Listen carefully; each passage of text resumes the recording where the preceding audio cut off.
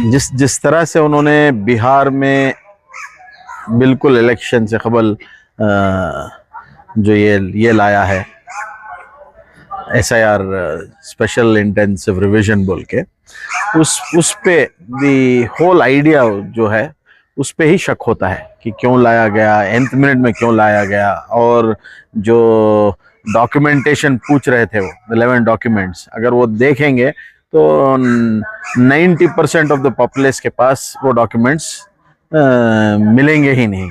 Okay, तो the previous norm was you were the election commission would send people to enroll. यहाँ पे the onus was on the person to get himself enrolled into the list. So इसको ऐसे frame किया गया और उसमें migrant को, दलित, मुस्लिम, विमेन, ये सब परेशानी में आ गए।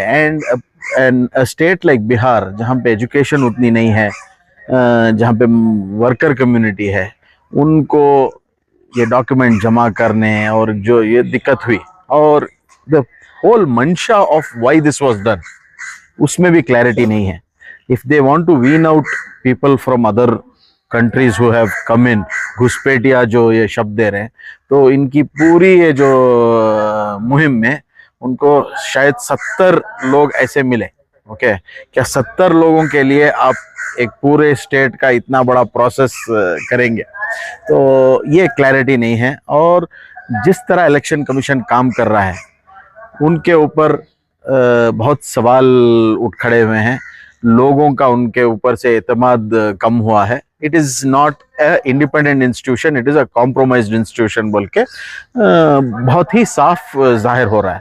तो कहीं ना कहीं in different ways to help the ruling party, ये सारे backdoor entries through the election commission बोल के सवाल भी उठ रहे हैं। और मुझे पर्सनली भी ये महसूस हो रहा है।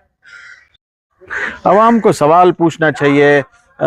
इवन द सुप्रीम कोर्ट की चुप्पी इसमें, ओके, वेयर nth मिनट में again based on a supreme court judgment Aadhaar was included. Okay, and अगर ट्रांसपेरेंसी है, अगर SIR कर रहे हैं, what is the purpose of doing an SIR?